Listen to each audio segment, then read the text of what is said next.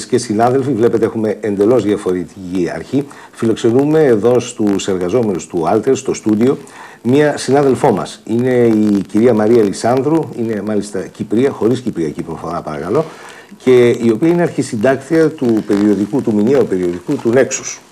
Γιατί σας τα λέμε αυτά, όχι βέβαια για μια απλή διαφήμιση, αλλά γιατί κάτι άλλο. Η συνάδελφος η Μαρία Λισάνδρου έφτασε πριν από αρκετές μέρες εδώ στο Alter, αναζητώντας τους εργαζόμενους, και από το ρεπορτάζ που έκανε, που τους μίλησαν αρκετοί συνάδελφοι, έφτιαξε αυτό το ένθετο το οποίο υπάρχει στο τελευταίο περιοδικό το Nexus που κυκλοφόρησε αρχές Φεβρουαρίου και το οποίο αναφέρεται σε εμάς.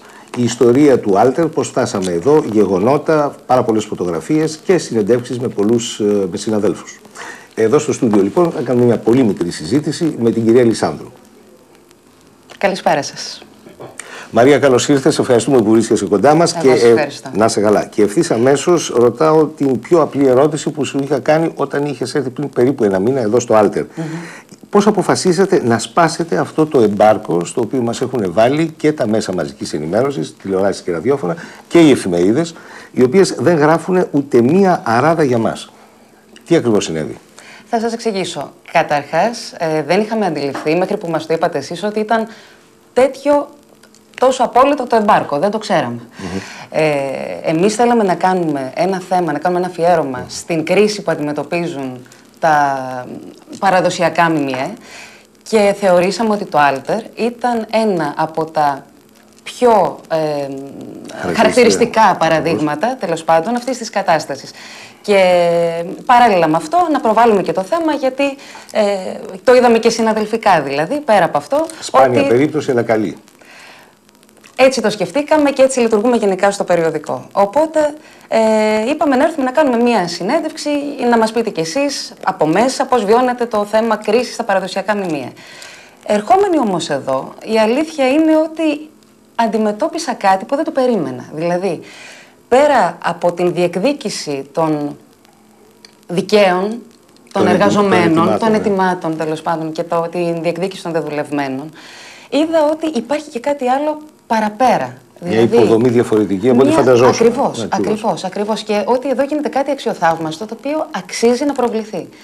Δηλαδή, η οργάνωση των ανθρώπων, αυτή η αυτοοργάνωση, το πώς έχει εφαρμοστεί στην πράξη ο όρος αλληλεγγύη και το πώς πέρα από τους ανθρώπους εδώ βοηθούνται και άνθρωποι άλλοι που έχουν ανάγκη και του κλάδου του συγκεκριμένου αλλά και άλλων κλάδων, αυτό νομίζω ότι είναι πρότυπο για το πώς χρειάζεται να λειτουργήσει πια λόγω κατάστασης.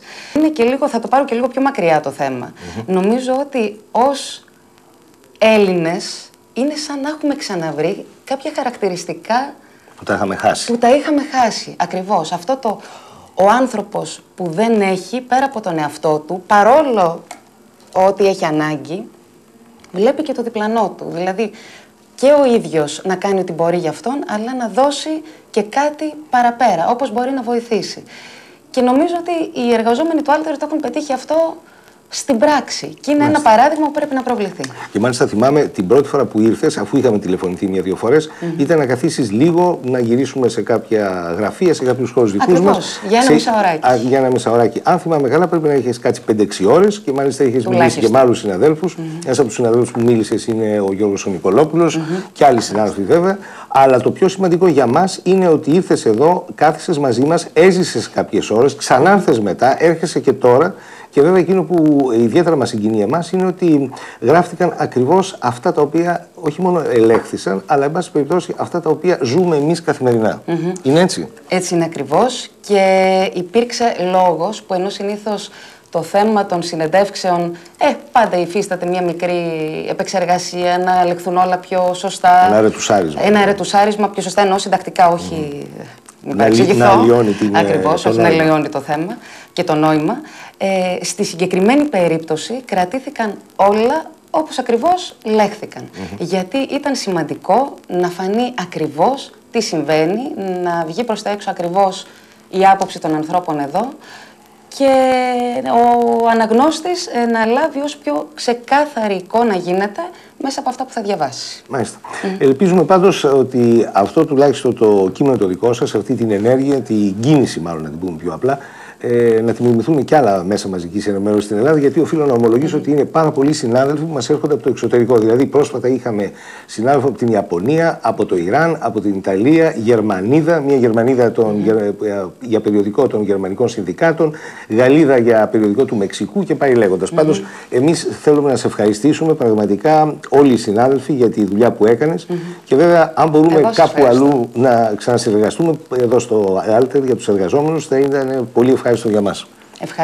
Ευχαρίστως. Εμείς σας ευχαριστούμε γιατί πραγματικά μας δώσατε και την ευκαιρία να προβάλλουμε ένα παράδειγμα που το ψάχναμε. Πραγματικά θέλαμε να το βγάλουμε προς τα έξω και μας το δώσατε. Επομένως, ανακεφαλαιώντας το Nexus, το περιοδικό, το μηνιαίο που κυκλοφόρησε ήδη από τις αρχές Φεβρουαρίου, το ένθετο που υπάρχει μέσα, το ξαναδείχνουμε, είναι μάλιστα το κυκλοφορείται το φαινόμενο εργαζόμενοι του Alter. Πραγματικά είναι μια κίνηση των εργαζομένων του Alter που όμοιά της ούτε στην Ελλάδα ούτε στην Ευρώπη έχει υπάρξει στο παρελθόν τουλάχιστον. Σε ευχαριστούμε πάρα πολύ. Εγώ ευχαριστώ.